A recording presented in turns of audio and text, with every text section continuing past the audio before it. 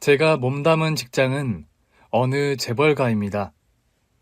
선천적으로 건강이 좋지 않은 사모님 곁에서 때로는 비서처럼, 때로는 친구처럼 산 지도 벌써 10년이지요.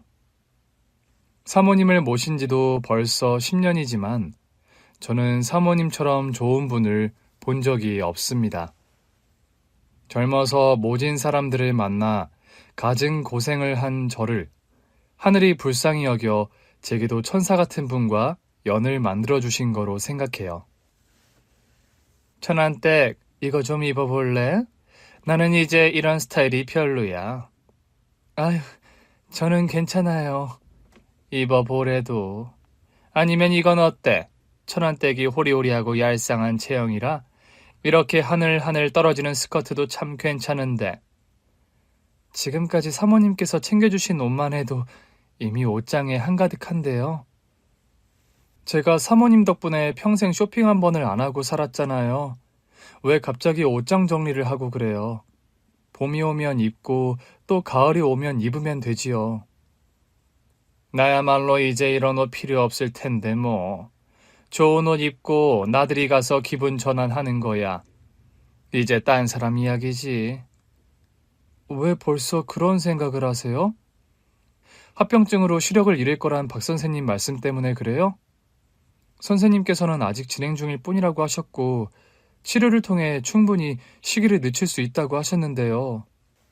나이 들어 사람이 인정할 거 인정하지 못하면 그것만큼 괴로운 것도 없어. 나이도 들고 병도 들었으면 내 몸이 어떤 상황인지 받아들여야 남은 삶이 덜 버겁지. 난 곧 눈이 멀 거야. 그건 시간 문제고. 그러니 이 좋은 옷들은 다 천안댁 줄게. 나보다 남은 삶이 더 많은 천안댁이 대신 입어줘. 사모님, 그렇게 말씀하시면 제가 다 서운해요. 설사 사모님이 안 보여도 전 이 옷을 입은 사모님이 보이잖아요. 제가 사모님 다 입혀드리고 어떤 옷인지 다 설명해 드릴 테니까 잘 기억해 뒀다가 이 옷 입었던 그 행복한 기억 떠올리며 그렇게 살아요.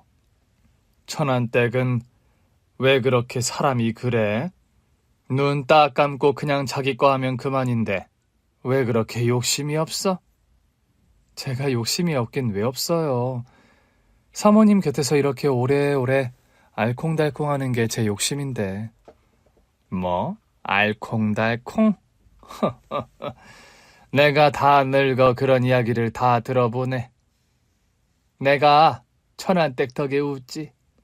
내가 호재 아빠한테 말했으면 아마 자선 바자회나 열어 좋은 일 하라고 했을 텐데 말이야. 좋은 일은 이미 충분히 하셨고 지금도 하시고 계시잖아요. 사모님을 위한 것도 남겨두셔야죠. 제가 다 정리할게요. 앉아서 좀 쉬세요. 지난번에 김 회장님 댁에서 보낸 차 좀 드릴까요? 향이 좋아 마시면 기분이 좋아진다고 하셨잖아요. 내가 기분이 안 좋은 건 어떻게 알았어? 병원에서 박 선생님 만나시고 바로 옷장 정리하시며 그런 말씀을 하시는데 딱 보면 알죠. 아마 사모님 아시는 분이면 다 그렇게 생각할 거예요. 아니, 몰라. 평생을 부부로 산 그 양반도 그렇고 배 아파 낳은 호재랑 다현이도 모를 거야. 내 마음은 우리 천안댁에 제일 잘 알아. 그래서 나는 천안댁이 참 좋아. 마음이 편하고. 그럼 다행이네요. 제가 사모님한테 여전히 쓸모가 있어서. 기다리세요. 차부터 가져올게요. 사모님과 저는 둘도 없는 자매처럼 지냈습니다. 사모님 천안댁, 서로를 그렇게 부르고 있지만 서로에게 그보다 더 애정이 담긴 호칭은 없을 거예요. 사모님은 마음에 추운 겨울밤의 한기가 돌 때마다 다가와 제 손을 다정히 잡아주셨고 그럴 때면 전 금방 제 마음에 봄이 온 듯 녹는 것을 느꼈지요. 그러다 보니 사모님의 병세가 나빠지는 것이 누구보다 두려운 사람이 저였어요. 사모님에게는 절대 내색하지 않지만 사모님한테 증상이 나올 때마다 심장이 덜컥 내려앉은 적이 한두 번이 아니었지요. 그럴 때마다 아무렇지 않은 척하는 데에는 제가 아주 고수가 다 됐어요. 집안 내력에 당뇨가 있어 젊어서부터 식단 관리부터 체력 관리까지 정말 열심히 하셨는데 결국 이른을 바라보는 나이가 되자 제 아무리 돈 많은 부잣집 사모님이어도 어쩔 수 없었습니다. 체중도 몰라보게 빠졌고 밤낮으로 손발을 주무르지 않으면 괴로워하세요. 심한 증으로 제대로 걷지 못해 휠체어 생활을 하신 지도 벌써 3개월이 됐지요. 그도 모자라 이제 눈이 침침해져 찾아간 병원에선 곧 실명할지도 모른다는 진단까지 받게 되었으니 사모님도 얼마나 괴롭고 힘드셨겠어요. 사모님, 여기 있어요. 마시고 나면 한결 기분이 좋아질 거예요. 통화하고 계셨어요? 송 실장이야. 내가 따로 시킨 일이 있거든. 천안댁 혹시 나 부탁 하나만 들어줄 수 있을까? 뭔데요? 뭐든지 말씀만 하세요. 내가 이 두 눈이 멀기 전에 꼭 보고 싶은 게 있는데 같이 가줬으면 좋겠어. 아유, 또 그 소리셔. 자꾸 그런 소리 하면 아무리 사모님이라도 안 들어줄 거예요. 알았어. 내가 너무 보고 싶은 게 있어서 그래. 뭔데요? 여기 좀 가줬으면 싶은데. 천안댁이랑 둘이서만. 박 기사님 없이 둘이서요? 괜찮으시겠어요? 괜찮지 뭐. 안 괜찮을 게 있나. 우리 둘이 오붓하게 여행 갔다 오자 이거지. 저야 괜찮지만요. 저는 사모님이 건네주신 종이를 받았어요. 사모님의 정갈한 글씨로 적힌 주소가 있었는데 저는 그 주소를 보고 다소 놀랐지요. 그곳은 다름 아닌 제 고향인 천안이었던 거예요. 그러고 보니 벌써 고향을 찾지 않은 지도 수십 년이었지요. 여기 뭐가 있길래... 제 고향이잖아요. 저도 가본 지가 너무 오래됐네요. 알지? 천안댁 고향, 천안. 거기 내가 소중한 버색에 줄 아주 소중한 선물도 있고 해서 겸사겸사 좀 다녀오고 싶어. 알겠어요. 천안이면 멀지도 않고 저도 그 정도는 충분히 운전할 수 있으니까 걱정 마세요. 그렇게 저는 사모님과 함께 천안으로 여행을 떠나게 된 겁니다. 당일로 다녀오는 일정에 여행이라는 거창한 타이틀이 붙은 건 한 번도 기사님 없이 둘이 서울 밖으로 나간 적이 없기 때문이었어요. 그렇게 오랜 세월을 함께 했는데도 말이에요. 그렇게 천안으로 향하게 됐지요. 사람 기억이란 게 참 신기해요. 그렇게 고향으로 향한다고 하니 기억도 수십 년 전으로 거슬러 향하는 것 같았거든요. 내가 태어난 동네는 이미 사라진 지 오래라 흔적도 없지만 부모님이나 전 남편과 함께 다녔던 거리 곳곳이 옛 흔적을 간직한 채였지요. 그리운 건 아닌데 그게 벌써 수십 년이나 됐구나 싶어 참 묘했습니다. 그런데 사모님이 말한 주소로 도착한 저는 좀 당황했어요. 많이 변했지만 저는 그곳이 어딘지 단번에 알았거든요. 저는 차에서 내려 사모님이 휠체어에 앉을 수 있도록 도왔습니다. 참, 이런 우연도 다 있네요. 왜? 아는 곳이야? 저 여기서 산 적이 있어요. 시댁 피해 야반도주에서 처음 정착한 동네가 이 동네였거든요. 여기도 참 많이 변했네요. 그래도 알아보니 다행이네. 저 사람도 알아보려나? 네? 저는 덩달아 사모님이 바라보는 곳으로 눈길을 돌렸는데 그곳에는 웬 청년이 서 있었어요. 거리에 덩그러니 서 있던 청년 역시 우리 쪽을 바라보는 것 같았지요. 글쎄요, 저는 모르는 사람인데. 잘 봐봐. 아마 알아볼 거야, 천안댁은. 참, 잘 컸네. 저는 사모님의 말에 불현듯 설마 하는 마음이 스쳤습니다. 다른 사람은 몰라도 사모님은 제 사정을 속속들이 다 알고 있는 분이셨으니까요. 휠체어를 끌기 위해 잡은 손이 긴장감으로 바짝 힘이 들어갔습니다. 마음속에서는 설마 하는 생각을 그 짧은 찰나에 수십 번을 했어요. 설마요, 사모님. 잘 봐, 천안댁. 내가 주는 선물이야. 알아보겠지? 천안댁이 그토록 찾아 헤매고 지금도 밤마다 꿈에서도 찾는 그 사람. 천안댁 아들 말이야. 저는 오래전 아주 동네에서도 소문난 고약한 집으로 시집을 갔습니다. 가진 것이라곤 조선시대 양반 명문가였다는 자부심 하나뿐인 집안이라 저는 시집 오자마자 종손을 낳아야 하는 임무를 부여받았지요. 첫째, 너는 이 집에 와 네가 해야 할 일이 뭐라고 생각하냐? 시할머님, 그리고 어머님, 아버님 잘 모시고 태정씨 내조 잘하는 거요?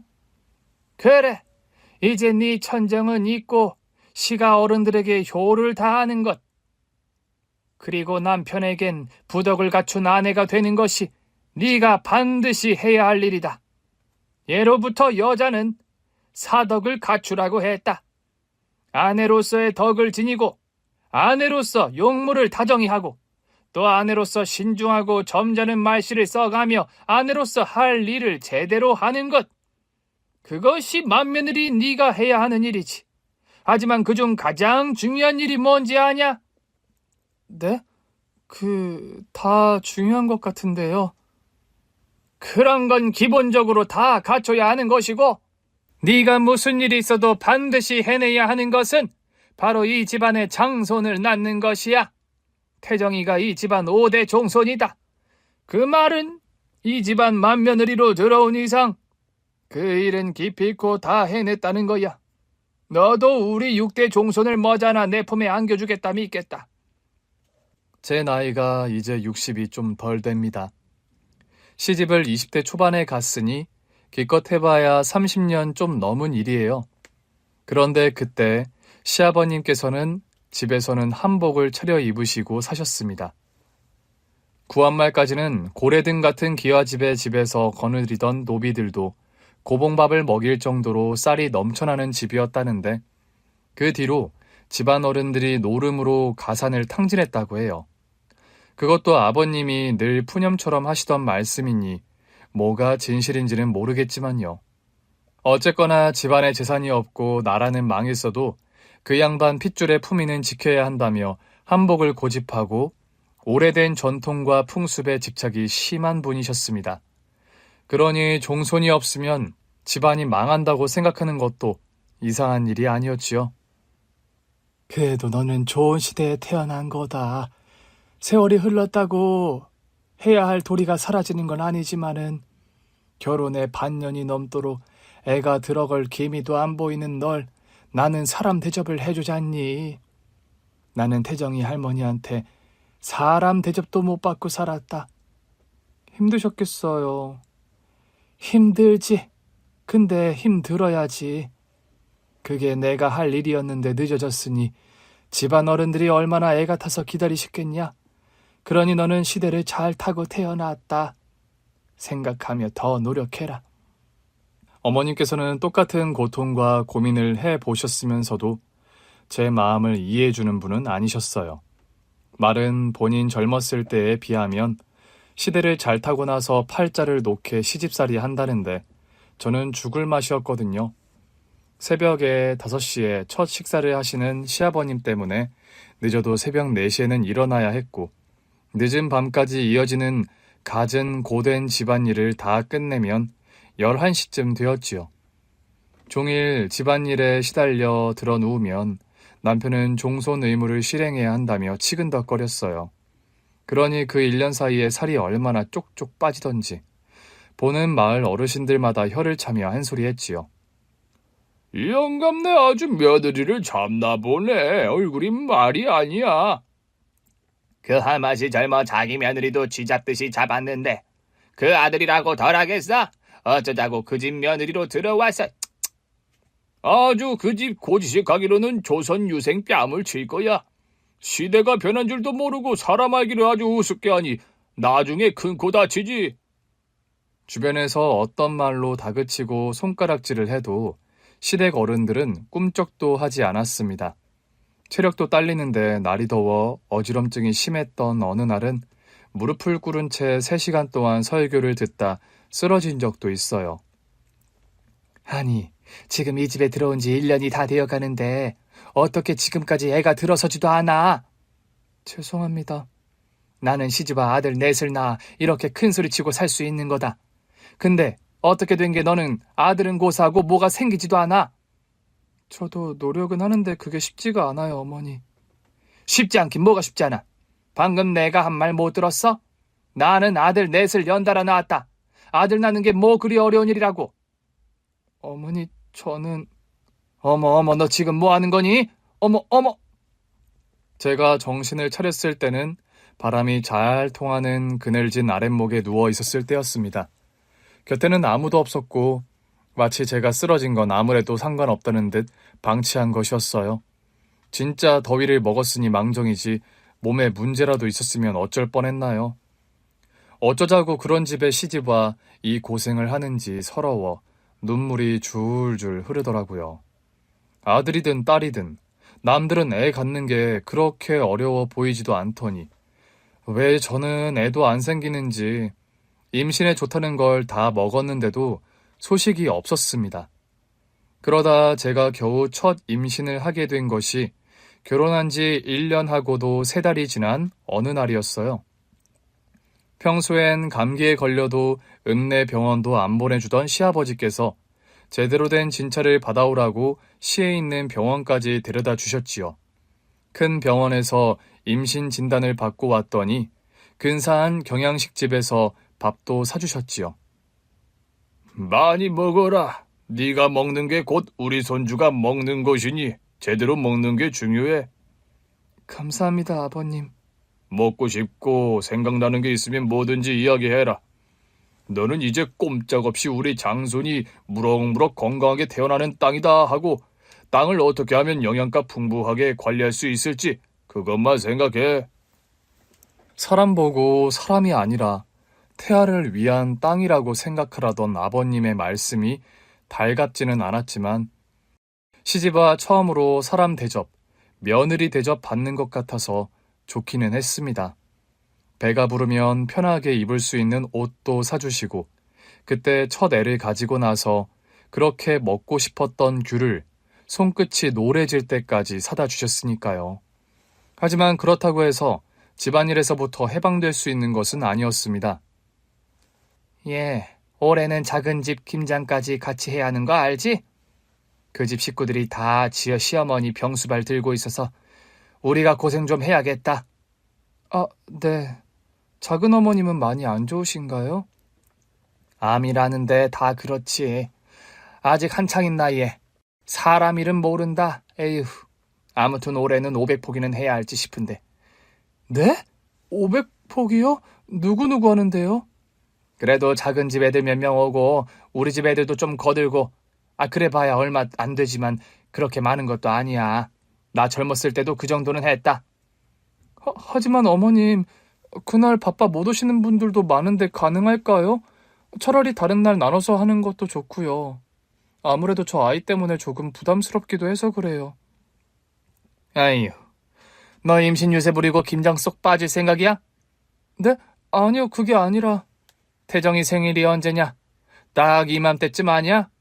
나는 태정이 갖고도 막달에 김장 다 해치운 사람이다. 내가 해봐 아는데 무슨 임신 유세를 부리면서 지 혼자 편하려고? 어렵게 된 임신이기도 하고 몸이 그렇게 건강한 편이 아니라 걱정이 많았어요. 어머님은 임신 유세라고 하지만 욕을 먹더라도 일을 좀 뺄 수 있다면 그러고 싶었습니다. 원래는 작은 집 식구들까지 온 집안 식구들이 총 출동하는 날인데 작은 어머니께서 몇 달 전 암 선고를 받으셔서 김장이 어렵게 됐거든요. 그 집 김장까지 시댁에서 도맡아 하기로 하는 바람에 안 그래도 많은 배추가 더 많아진 것이지요. 그 문제로 남편과 논의도 해봤어요. 지독한 시집살이에 남편은 뭐하고 있었냐 하시겠지만 남편도 지독한 효자라 절대 저를 위해 자기 부모님에게 맞서 싸워주는 사람은 아니었습니다. 하지만 제 입장에서 생각해주고 너무하다 싶으면 서운한 소리도 해주고 하니 그래도 내 편이구나 하며 살았던 거예요. 태정씨, 나 아무래도 걱정이 돼서 무거운 것도 많이 들어야 하고 오래 앉아 있어야 하는 날인데 자신이 없어. 엄마한테 말해서 적당히 하게끔 할 테니까 너무 부담 갖지 마. 그렇다고 할머니의 엄마까지 나서서 하는데 너가 빠질 순 없잖아. 빠지겠다는 건 아닌데 사람도 없는데 결국 무리하게 될까봐 그렇지. 걱정하지 마. 할머니도 엄마도 그 시절 사람들 애 갖고도 김장했다는 말 못 들었어? 할머니 엄마도 했으면 너도 할 수 있어. 공감력이 좀 떨어지긴 했지만요. 그래도 저 대신 어머님께 너무 무리하게 하진 말아라. 몸이 약해 좀 걱정스럽다 이야기해준 것만으로도 감사했어요. 하지만 배추 500포기 앞에서 제 걱정은 현실이 되었고 컨디션은 전날 배추를 썰고 절이면서부터 시작이 되었습니다. 어머니, 저 좀 들어가서 쉬면 안 될까요? 허리도 너무 아프고 배도 살짝 아파서요. 아휴, 그럼 너 들어가면 이걸 다 누구 보고 하라고? 나보고 다 하라고? 아니요, 조금만 쉬었다가 와서 다시 할게요. 정말 너무 힘들어서요. 아니, 한 김에 다 해버려야지. 뭘 쉬었다 하고 말고 하냐.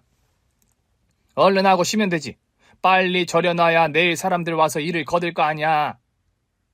도와주는 사람들이 온다고는 했지만 결국 그 많은 배추를 썰고 소금에 절이는 일은 오롯이 시할머니, 시어머니, 그리고 제가 해야 했습니다. 아버님은 계셔도 집안의 가장이 나서서 물 묻히는 일은 하면 안 된다고 빠져 계셨고요. 한 사람씩 나눠 똑같이 한다고 해도 166포기 이상을 처리해야 했어요. 물론 마무리는 남편이나 시동생들이 와서 거들어주긴 했지만 제대로 쉬지도 못하고 하루 종일 배추 속에 붙들려 있으니 정말 죽을 맛이었지요.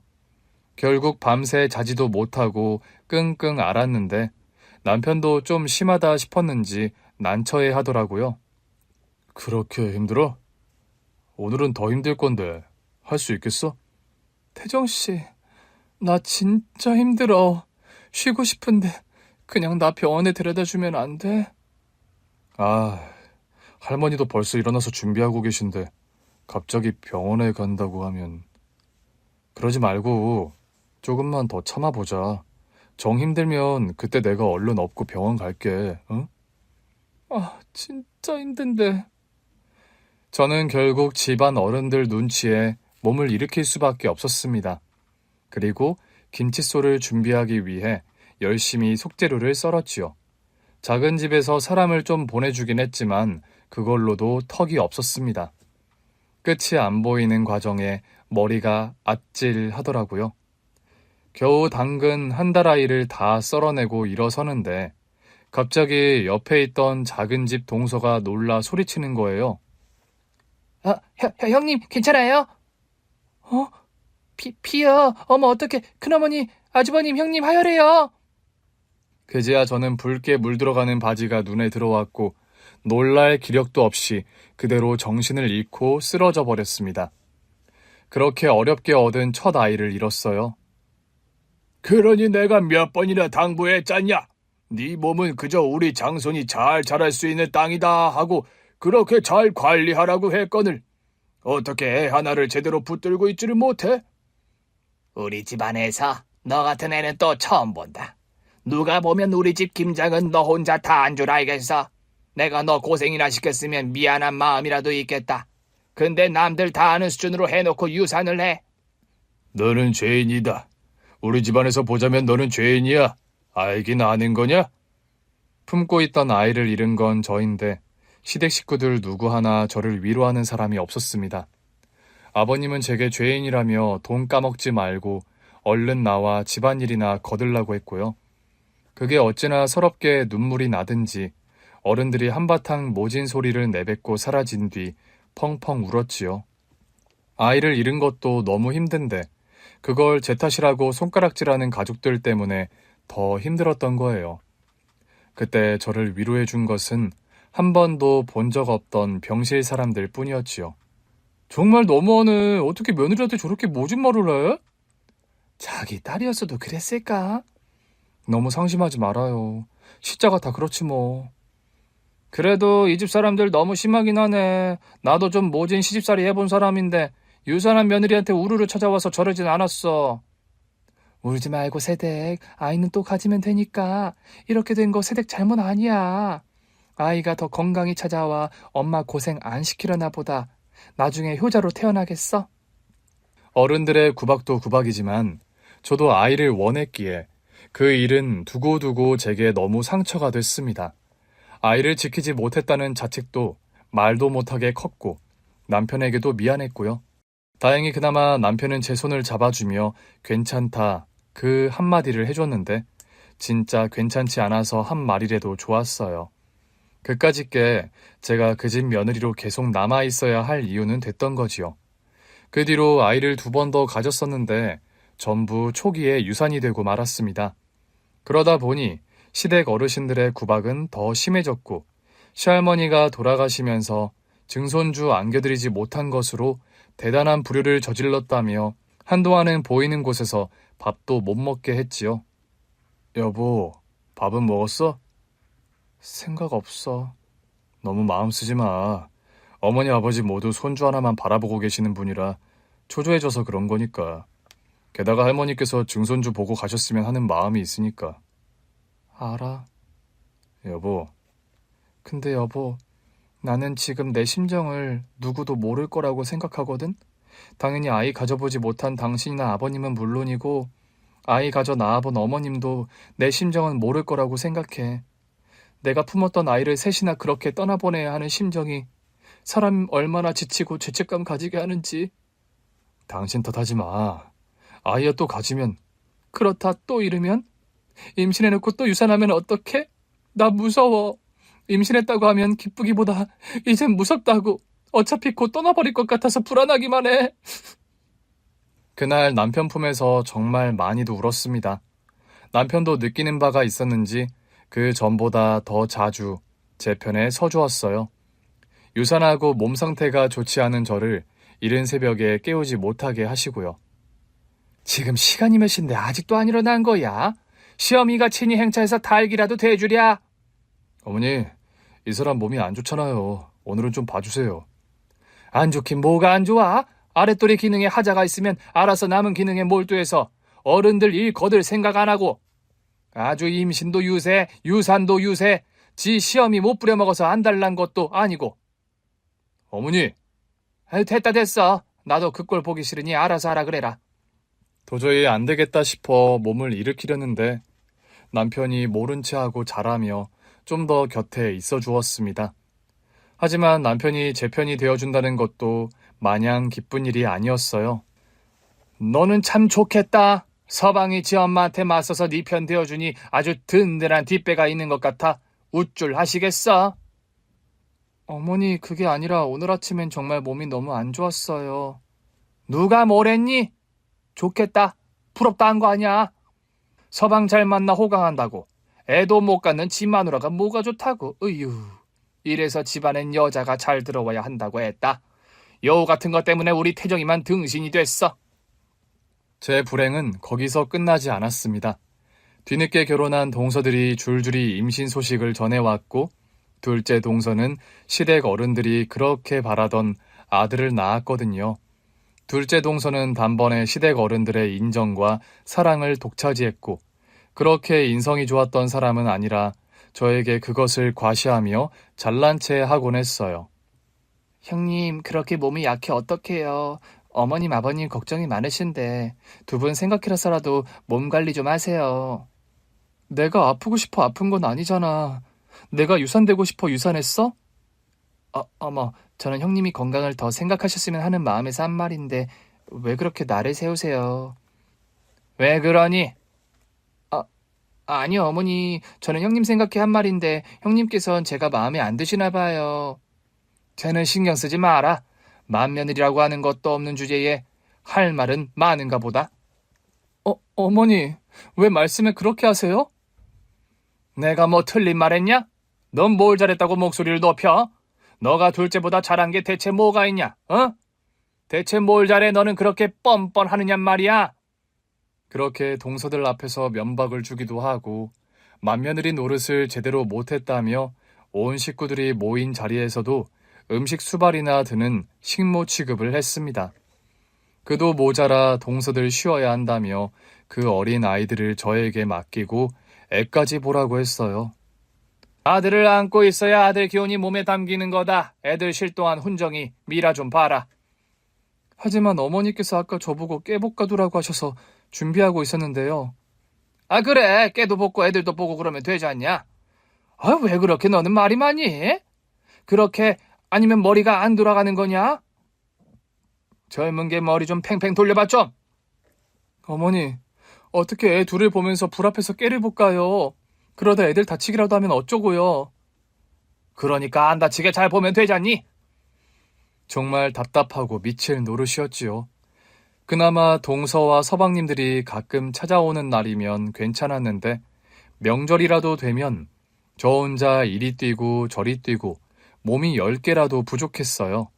한 번은 설이라 둘째 동서 아들을 등에 업고 전을 붙이고 있는데 동서는 한 번을 안 거들어주고 어머님만 졸졸 따라다니면서 흉내나 내고 있더라고요. 동서, 어머님 쫓아다니지 말고 여기 와서 거들던지 아니면 나물이라도 좀 다듬어. 지금 일 산더미처럼 쌓인 거 안 보여? 형님, 저는 제 할 일 다 했는데요. 뭐? 할 일을 다 했다니. 이렇게 일이 많은데 무슨 할 일을 다 했다는 거야? 아들 낳은 거요. 저 형님도 못한 거 한 거잖아요. 뭐라고? 동서 지금 말 다 했어? 왜 부엌에서 큰 소리야?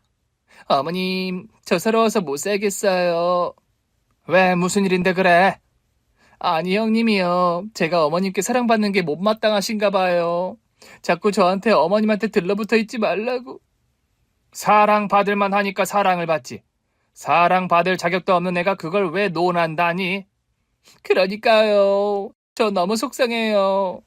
신경 쓰지 마라. 내가 제 말하는 거 일일이 신경 쓰지 말라고 했잖니. 아, 그래도 형님이신데 제가 형님 말을 무시하는 것 같아서 좀 그래서요.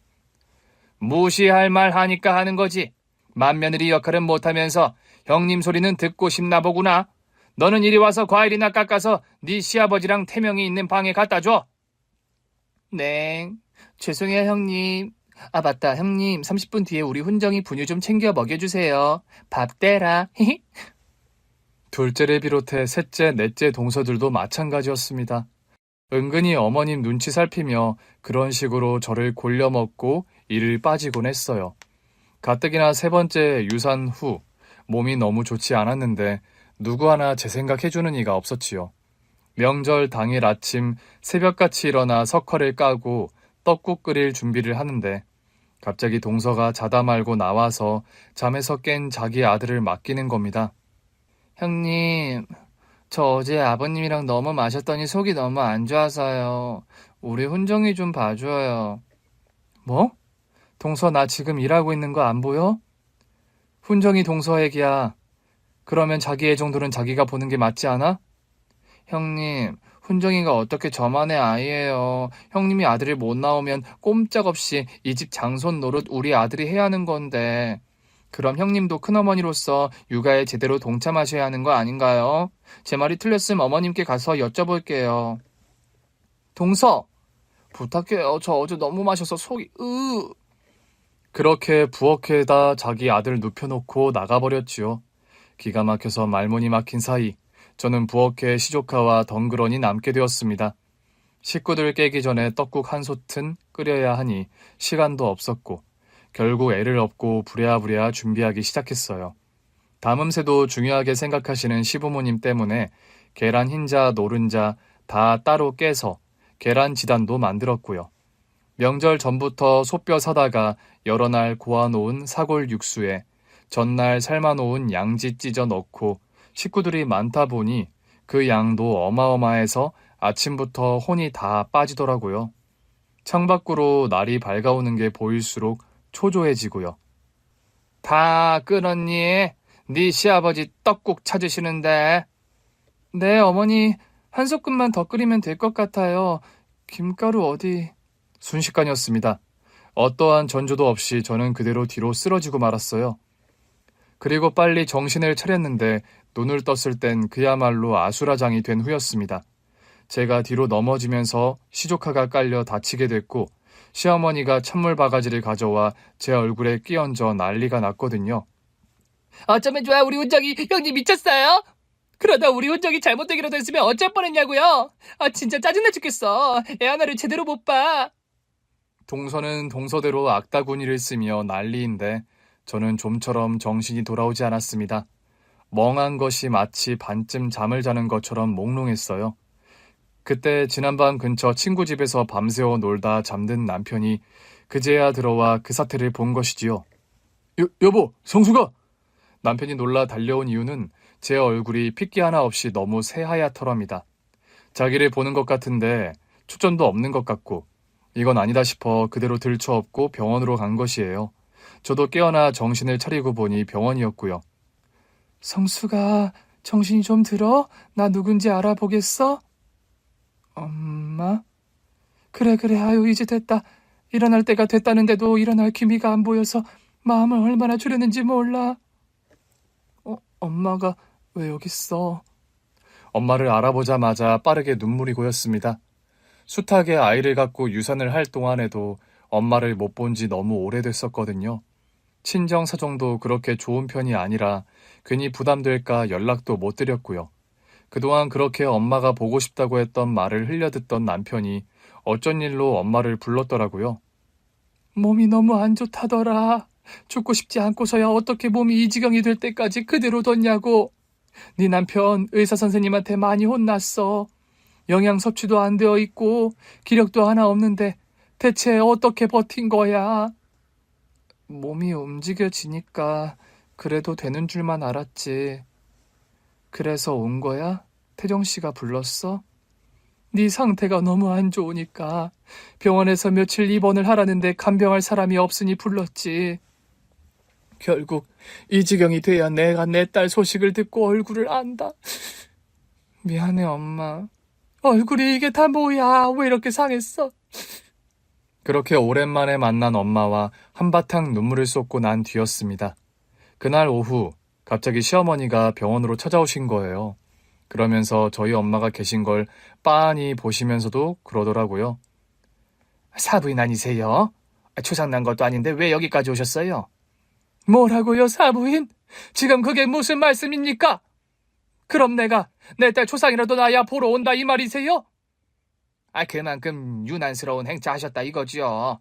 우리 며느님이 이른 아침 일어나 떡국 좀 끓였다고 뒤로 넘어가는 유난이 어디서 왔나 했더니 그게 다 사부인 유전인가 봅니다. 사부인!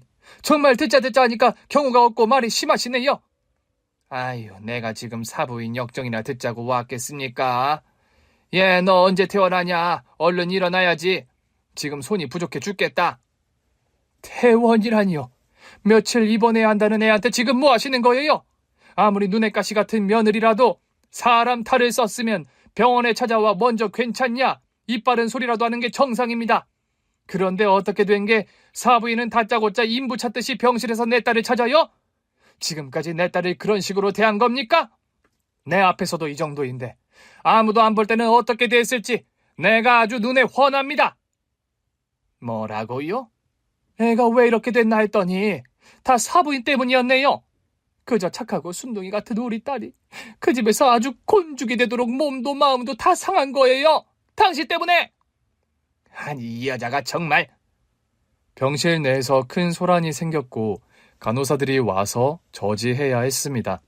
그나마 시어머니가 한풀 꺾고 물러날 수밖에 없었던 것이 병실에서 가만히 앉아 숨죽여 그 상황을 지켜보던 사람들이 거들어준 덕분이었어요. 그거 참 말이 심하시네. 아줌마 며느리 아파 쓰러진 거 안 보여요? 양심이 떡이 돼서 떡국 끓여 잡쌌나? 양심 없어요? 진짜 보자니까 너무하시네. 아주머니 그러시는 거 아니에요. 다 자기 업으로 돌아올 텐데 괜찮으시겠어요? 보아하니 고된 시집살이로 새댁이 몸이 그렇게 된 것 같은데 그 알만한 분이 좀 적당히 합시다. 예? 시어머님은 기가 막히다며 혀를 차고 돌아섰습니다. 엄마는 도저히 안 되겠다고 그날 저녁 찾아온 남편에게 이혼하라 했지요. 내가 진짜 어이가 없어서 말이 안 나와. 자네 우리 집에 왔을 때 뭐라고 했나? 성숙이 손에 물 한 방울 묻히지 않겠다고 그랬어 안 그랬어? 죄송합니다. 뻔히 장손 맏며느리로 가는 거 알아서 그 말 거짓말인 줄은 알았지만 그래도 그런 말을 했으면 적어도 내 딸 덜 고생하게 힘써주겠지 했네. 아무리 유난한 시어머니 자리여도 남편이 정신이 제대로 박혀있으면 자기 마누라가 저 지경이 될 때까지 가만히 있지 않지. 병신도 아니고 말이야. 입이 10개라도 할 말이 없습니다, 장모님. 나는 도저히 자네한테 우리 성숙이 다시 못 보내겠네. 성숙이 너도 그런 줄 알고 이혼해라. 엄마, 내가 너 금이야 오기야 귀하게 키운 건 아니어도 이렇게 네 몸 닳고 다를 때까지 희생해 살라고 키운 건 아니야. 네가 지우겠니? 네 몸 다를 때까지 일만 하게? 당연히 남편은 이혼을 받아들이지 않았습니다. 그러나 효자였던 만큼 장손으로 해야 할 역할도 포기하지 않았지요. 남편은 이혼은 절대 안 된다며 차라리 분가하자고 저를 설득했습니다. 하지만 이미 몸도 마음도 지쳐버린 데다가 분가하더라도 맏며느리 노릇은 해야 하는 처지라 그게 그렇게 달콤한 설득처럼 와닿지도 않더라고요. 하지만 제 마음이 이혼 쪽으로 확실히 굽었다는 것을 안 남편이 제 앞에서 울며 빈 거예요.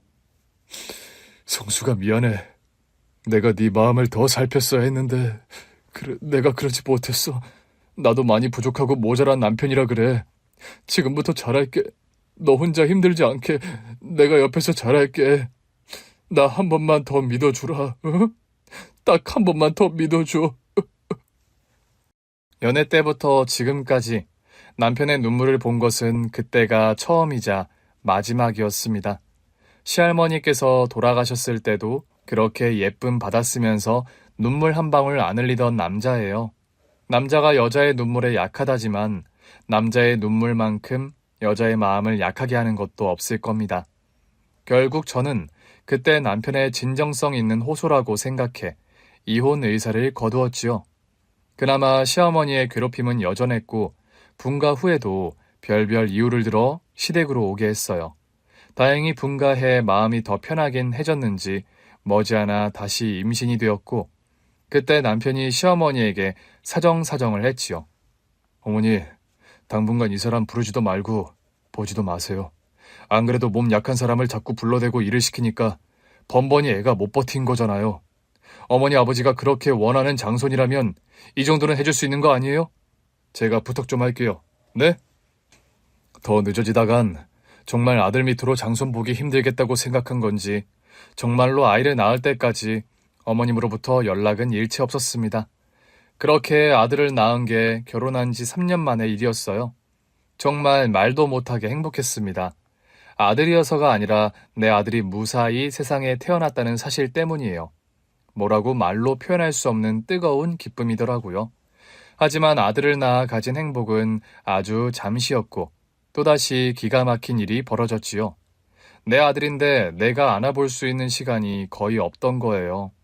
시어머니는 젖줄 때나 애를 주지 나머지는 아주 시어머니가 엄마라도 됐냥 굴었지요. 그러면서 다시 합가를 요구했습니다. 이제 훈민이도 태어났겠다. 따로 살아 뭐하니? 네 아버지도 적적히 하니 훈민이 더 크기 전에 들어와라. 네? 어머니 그건 저희가 자주 찾아뵐게요. 네가 정 그렇게 들어오기 싫으면 훈민이만 놓고 가든지. 어머니, 훈민이 제 아들이에요. 어떻게 아들을 놓고 가요? 예, 너 말 조심해라. 훈민이는 네 아들이기 전에 우리 손주인 거야. 우리 장손. 어디 감히 장손한테 욕심을 내? 다시 갈등이 불거졌는데 문제는 남편의 태도였습니다. 임신 기간 동안 자기가 잘해서 어머님 연락 차단해주지 않았냐며 다시 합가하더라도 그렇게 자기가 잘하면 전 같은 스트레스가 없을 거라고 했지요. 그 말을 믿었던 건 아니지만 적어도 남편이 확실한 제 편이 되어줄 거라는 기대는 있었습니다. 그래서 결국 그 지옥의 불구덩이 속으로 다시 들어간 것이지요. 그렇게 아이가 7살이 되던 해까지 그 모진 시집살이를 버텼습니다. 애 때문에 버틴 거예요. 하지만 그것도 한계가 왔고 도저히 이대로 살다간 죽겠다 싶었습니다. 이혼한다고 하면 아주 쌍수를 들고 반기며 애를 빼앗을 사람들이라 이혼도 힘들었지요. 결국 저는 큰 결단을 내렸고 남편이 밤근무를 하던 날 모두가 잠든 밤에 애만 데리고 야반도주를 한 것이지요. 그게 제가 아들을 데리고 자유롭게 살 수 있는 유일한 방법이었거든요. 그렇게 와서 지낸 곳이 바로 고향인 천안이었습니다. 아무래도 엄마 도움이 필요하다고 생각해 가까이 온 것인데 그게 결국 빌미가 되고 말았던 것이지요. 그렇다고 같은 동네에 살았던 건 아니에요. 훈민아, 엄마 일하고 오는 동안 외할머니 집에서 잘 놀고 있어? 엄마가 올 때 우리 훈민이 좋아하는 과자 사줄게. 몇 개? 몇 개 먹고 싶어? 3개. 3개나? 그럼 잘 놀고 외할머니가 주신 밥 남기지 않고 잘 먹고 있어. 그럼 엄마가 사줄게. 응, 다녀오세요. 늘 그랬던 것처럼 일하기 전에 엄마 집에 들러 아이를 맡기고 일터에 간 거예요. 그게 마지막이 될 줄은 꿈에도 모르고 말입니다. 돌아왔을 때 경찰이 오고 난리가 났더라고요.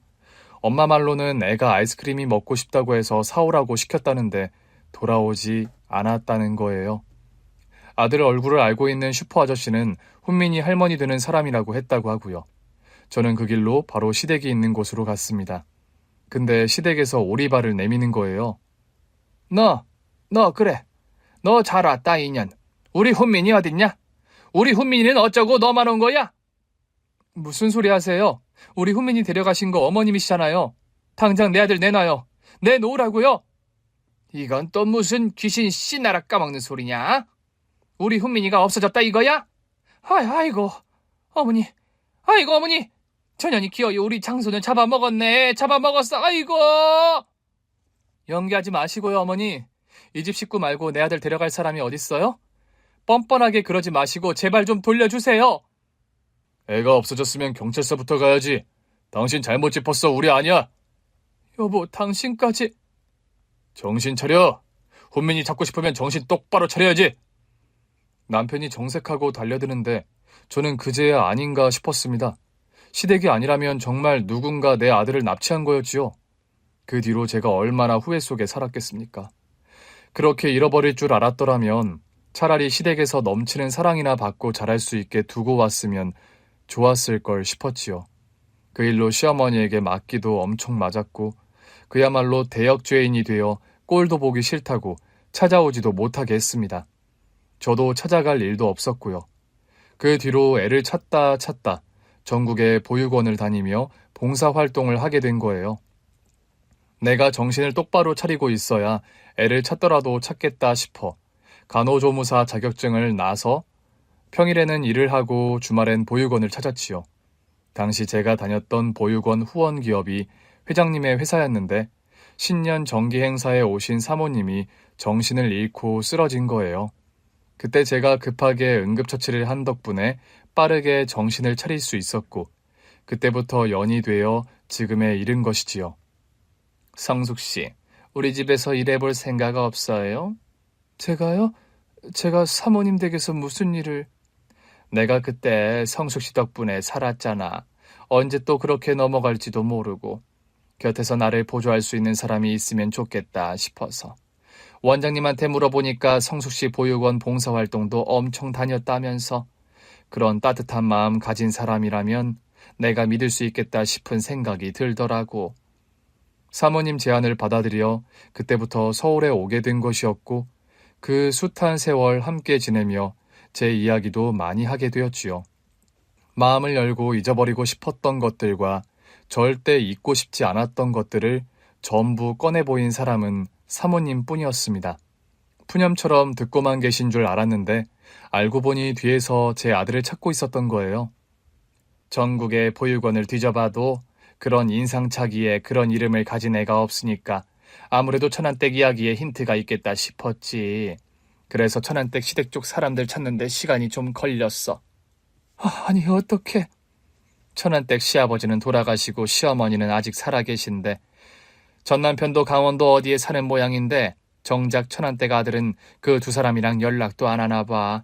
그래서 찾는 게 힘들었는데 여기 있어 놀랐네. 어쩌면 아들이 여기 살고 있는 이유가 있지 않겠어? 저는 그 말을 듣고도 믿을 수가 없었습니다. 온몸이 얼어붙은 듯 꼼짝하지 않았는데 그 청년이 제게 걸어오더라고요. 도무지 믿기 힘들었지만 가까이 다가온 청년의 얼굴에서 저는 오래전 8살 때 잃어버렸던 내 아들의 얼굴을 찾을 수 있었지요. 저와 아들은 서로를 알아보자마자 누가 먼저랄 것도 없이 울며 껴안았어요. 훈민아, 엄마, 어떻게 된 거야? 대체 어떻게 된 거야? 얼마나 찾았는데? 내가 너를 얼마나 찾았는데? 보고 싶었어요, 엄마. 보고 싶었어. 거리에 지나가는 사람들의 눈치도 보지 않고 눈물에 상봉을 했지요. 사모님은 저희 모자가 충분히 그간의 못다한 마음을 나눌 수 있도록 기다려 주셨습니다. 알고 보니 아들을 데려간 것은 시어머니가 맞았어요. 그때 할머니가 찾아와서 따라갔어. 엄마 만나러 가자고 그래서 따라간 건데 가니까 훈정이 형 집이었어. 뭐? 그럼 작은 아빠 집에 있었던 거야? 할머니가 찾으러 올 때까지 거기 있으라고. 기다리면 엄마가 올 거라고 그랬는데. 시부모님은 제가 다시 아이를 찾으러 올 수 없도록 애를 잃어버렸다며 그 죄를 저에게 다 뒤집어 씌워 죄인으로 몰아 멀리 쫓아버린 것이지요. 다행히 시어머니 밑에서 살면서 장손이라고 나름 대접은 받고 살았는데 남편이 재혼을 하게 되면서 문제가 생긴 모양이었습니다. 알게 모르게 구박도 많이 하고 뒤늦게 태어난 동생과도 차별이 있어 그때마다 제 생각이 났다고요. 훈민아, 엄마는 너 찾으려고 했어. 포기한 적 없어. 내가 그 집에 찾아가서 네 할머니한테 얼마나 맞았는데 제발 너 돌려달라고 무릎 꿇고 빌기까지 했었어. 알아. 나는 엄마한테 버림받았다는 생각도 해본 적 없어. 어렸을 때는 왜 이렇게 됐을까 이해가 안 됐는데 커서야 그 퍼즐이 맞춰지더라. 그래서 엄마랑 살았던 동네 찾아서 온 거야. 여기서 살다 보면 엄마 만날 수 있을까 싶어서. 그런데 어떤 남자분이 나를 찾아와서 엄마 이름을 대는데 내가 얼마나 놀랐겠어. 아들은 이제 알겠다는 듯 사모님을 보고 고개를 숙였고 사모님은 따뜻한 웃음으로 받아주었습니다. 나는 이제 여한이 없어. 내가 이거 보고 싶어 온 거거든. 이거요? 천안댁 그동안 내 옆에 산 세월이 몇 년이야? 10년이야, 10년.